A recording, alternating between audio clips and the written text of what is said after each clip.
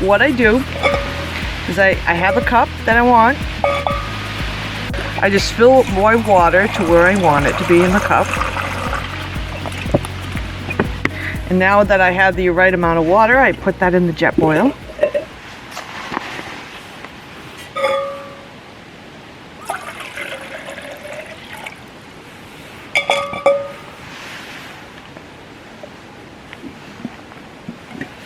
Again, my jet boil igniter doesn't work, so this is all I do. I turn on the gas. All it needs is a spark. And I'm new with this, so pardon me if I fumble a little, because I just got it used. So there it is, jet boil's ready. Here's the little thing on the side. When this warms up, you'll see it warm up as the water warms up. Meanwhile, I've set up my coffee. I put the pour over filter on top.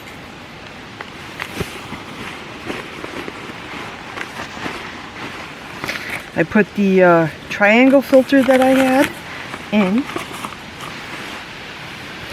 I brought a K-cup, which is my coffee at home.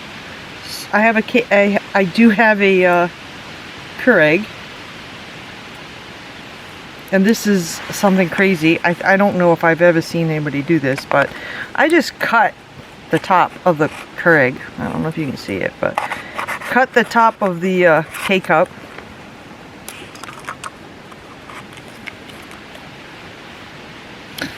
Oops, and I pour it in. And I think my jet boil went off, so let's see if it'll work this way. I don't want to waste fuel. But, you know, this is what happens in real life. Your jet boil goes off.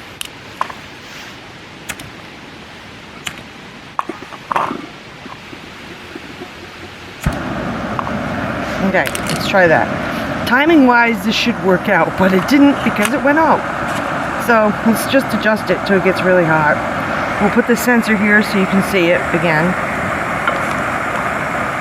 It's supposed to be 90 minutes, so let's just see how hot it gets.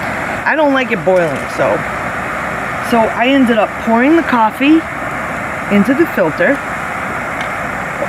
don't know if I put that. You can see it. It's in there. As they spill a little, things you do for the camera. I wait to the boil. I actually wait till it gets to about here. The sensor goes off.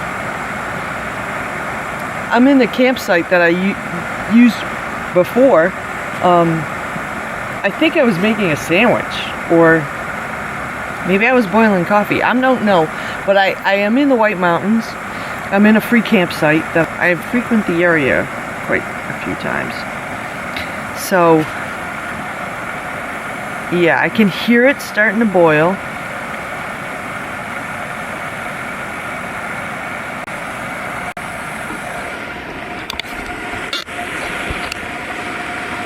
And now you can see that the orange is starting to come.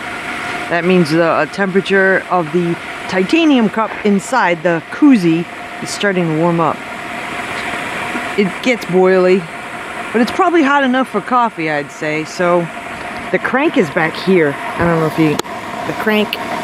So I know that you have to turn it that way, the top that way, to turn down the temperature. So I do that.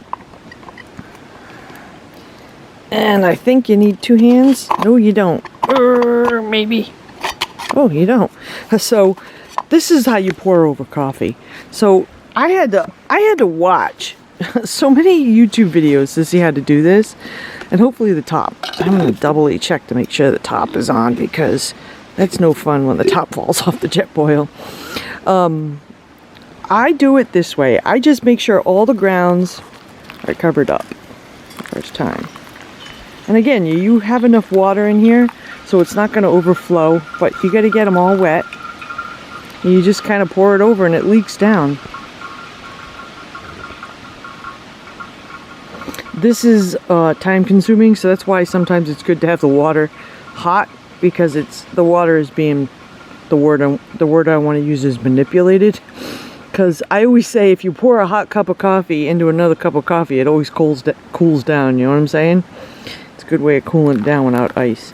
But I go around the rim of the filter and just make sure all the coffee gets soaked every time. So yeah, if you can do this in the backcountry, I mean, it's easy enough to bring your Jetboil. All you need is a K-cup, this pop-up silicone filter, and the paper filter. All is good. And then you just pack it away inside your Mountain House breakfast meal, right? So it doesn't take too much. The coffee grounds don't take up much any more room than your other garbage. And I think it's worth it to have a good cup of coffee. So yeah, this is where the timing happens. But you just keep going around. I keep going around the rim of the coffee filter, getting the grounds that are stuck, and it'll eventually all come down to a great cup of coffee. I could pick it up and show you, but right now I'm just gonna work on it and bring you back when I'm down to hardly any water. It does take a little bit of a time though. I don't know, I usually do things while I'm definitely doing my pour over coffee. I'll show you the site, I guess, while it's draining.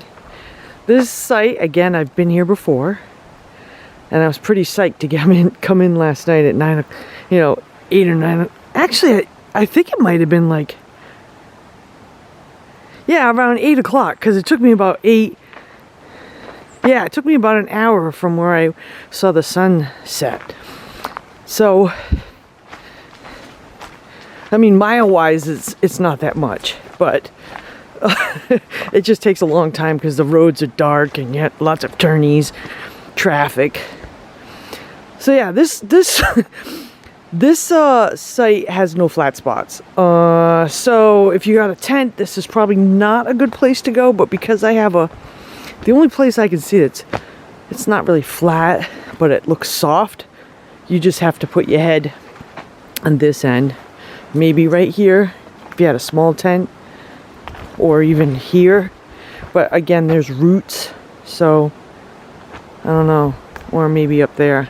I don't know. Again, there's really no flat spot, but it's a big site. It's it's got 2 fire pits. So there's one here.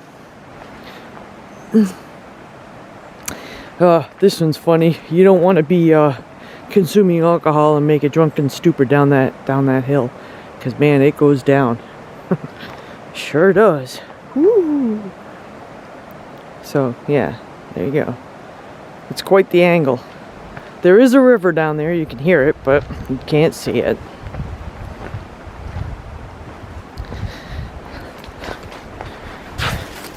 Again, there's the truck. So it ain't that. It isn't. It's a wide. It's a wide site, not a big like square site. And it looks like other people have come down here, and there's a fire pit down there. That tree is probably too big to sit on to watch it, but if you knew it wasn't going to rain, you could probably put the tent on the other side of that fallen tree, and you could have a lot of privacy. Because look at this. So there's the Falcon, but look, there's like a big dip in the site down here. So yeah, you could go down there, have a fire, put the tent wicked private, so nobody would bother you. But it isn't like, it's kind of like a crater, you know what I mean? So it's hard to explain, but there's a crater. There's a little up, and then you go down again. There's a big, again, a very steep drop off. So yeah, so the site's pretty nice, but there's an angle when you park the car here. I actually moved it up about 5 feet. I had it really close to this rock last night because there's a little flat area like right here. I knew that backing in the middle of the night because I had been here before. But you wake up in the morning, you're tripping over everything. Like this rock right here, I could see my ankle going from that. So I just moved it up a little. And this tree is tough because my door kept hitting it every time I opened it. So yeah, moving it up about 5 feet, giving me a space to prepare my breakfast. Way cool. Okay, looks like my coffee's down to its lastness, and I have no more in here, so all you do, pick it up, perfect cup of coffee right there. And then clean up's not a bitch. You just throw this, again, if you had a Mountain House meal, you would just throw that in the into the envelope. And check this out. Flat. It's just like those cups that pop out. It's just flat. It's kind of hard to keep flat because I have one hand, but here we go. See? So that's all you need to go camping. I mean, to make a perfect cup of coffee in the backwoods. So yeah, having this little filter and having a paper filter for each morning or each cup of coffee that you're gonna have is good. Yeah, so that's how you bring a K-cup in the backcountry. Now I'm gonna enjoy this. Yum.